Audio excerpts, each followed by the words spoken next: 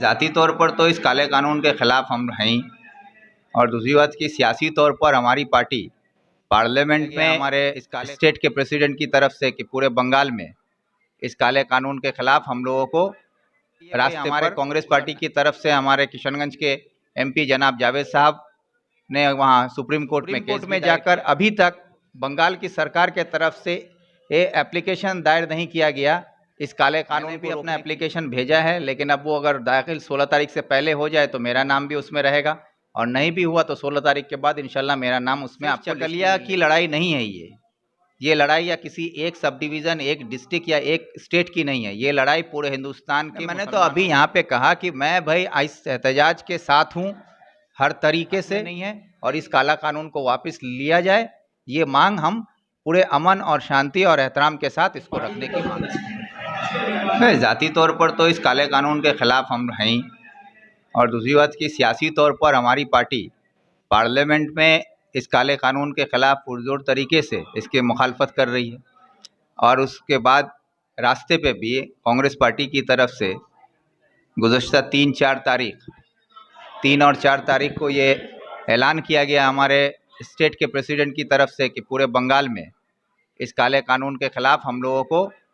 रास्ते पर उतरना है। वो काम भी हम लोगों ने किया है, और आने वाले वक्त में जो है कि ये लड़ाई सियासी तौर पर सड़क पे भी होगी, और कानूनन तौर पर सुप्रीम कोर्ट में भी होगी, और सदन में भी होगी। तो ये लड़ाई के लिए भाई हमारे कांग्रेस पार्टी की तरफ से हमारे किशनगंज के एमपी जनाब जावेद साहब ने वहाँ सुप्रीम कोर्ट में केस भी दायर किया हुआ है, और हमारे कई दूसरे रियासतों की सरकार ने भी इस पर सुप्रीम कोर्ट में मामला दर्ज किया है। लेकिन अफसोस इस बात का है कि हिंदुस्तान में दूसरा सबसे बड़ा आबादी मुसलमानों का वेस्ट बंगाल में है, और हिंदुस्तान में दूसरी सबसे बड़ी तादाद में वक़्फ़ की जो प्रॉपर्टीज़ है वो भी वेस्ट बंगाल में है, और उस स्टेट की मुख्यमंत्री टीएमसी की ममता बनर्जी हैं, जो ख़ुद को मुसलमानों का हिमायती बताती हैं। तो आज मेरा ये सवाल है बतौर बंगाल के एक बाशिंदे के हैसियत से कि ममता बनर्जी आज अभी तक विधानसभा में रेजोल्यूशन पास करके ये क्यों नहीं दर्ज कर रही हैं कि वो और उनकी सरकार इस काले कानून के ख़िलाफ़ है। ये बात अभी तक दर्ज नहीं किया गया है। और दूसरा कि आवाम के पैसे से ममता बनर्जी सुप्रीम कोर्ट में जाकर नारदा शारदा के लोग जो उसमें फंसे हुए हैं उनको बचाने का काम करती है, लेकिन सुप्रीम कोर्ट में जाकर अभी तक बंगाल की सरकार के तरफ से ये एप्लीकेशन दायर नहीं किया गया इस काले कानून को रोकने के लिए। तो ये मेरा मांग है पश्चिम बंगाल की सरकार से कि पश्चिम बंगाल सरकार विधानसभा में रेजोल्यूशन पास करके ये बताए कि वो इस काले कानून के ख़िलाफ़ है, और सरकार की तरफ से सुप्रीम कोर्ट में केस दायर किया जाए ताकि इस काला कानून को सुप्रीम कोर्ट में खारिज किया जा सके।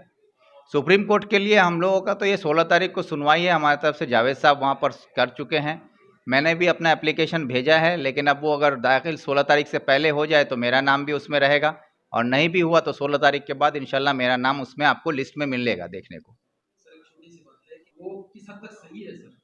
देखिए, मेरी बात में हमेशा जो है जो कानूनन तरीके से जो बात है वही मैं कह रहा हूँ कि सिर्फ चकलिया की लड़ाई नहीं है ये लड़ाई या किसी एक सब डिवीज़न, एक डिस्ट्रिक्ट या एक स्टेट की नहीं है। ये लड़ाई पूरे हिंदुस्तान के मुसलमानों को, पूरे हिंदुस्तान के जमहूरी पसंद लोगों को, संविधान को मानने वाले लोगों को, सबको मिलकर लड़नी होगी, तभी जाकर इस काले कानून का मुकाबला किया जा सकता है। तो यही बात मैं कह रहा हूँ। अब इसको जो मुख्तलिफ पार्टी के लोग हैं वो इस बयान को तोड़ मरोड़ कर उसमें कुछ लफ्ज़ों को इधर उधर करके वो अपना सियासी रोटी सेकने का काम कर रहे हैं, तो वो उनकी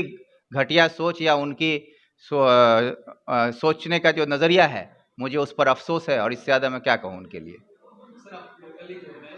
नहीं, मैंने तो अभी यहाँ पे कहा कि मैं भाई इस एहतजाज के साथ हूँ हर तरीके से, लेकिन जो दिन और तारीख मुकर्रर किया जा रहा है 16 तारीख, उस दिन मेरे लिए एक परेशानी का यह है कि मेरे ऊपर पुरुलिया का एक केस चल रहा है, जिस केस में मुझे हाजिर होना है। तो इसलिए मैं 16 तारीख को वहाँ हाजिर नहीं रह पाऊँगा, ये मैंने कहा है। लेकिन उस मुहिम में मैं हर तरीके से इसमें शामिल हूँ और ये तहरीक आगे जहाँ तक पहुँचेगी कामयाबी के तक इसको पहुँचाने के लिए हर जगह हर हाल में मैं शामिल रहूँगा। तो क्या कहना चाहते हैं आवाम से इस एहतजाज के बारे में? बस यही कहना चाहूँगा कि हमें जो जमहूरियत पसंद देश है हमारा, संविधान जो हमको इख्तियार देता है, उस इख्तियार को ध्यान में रखते हुए अमन और शांति के साथ हम अपना पैगाम हुकूमत तक पहुंचाएंगे कि ये काला कानून जिसको सरकार मुसलमानों के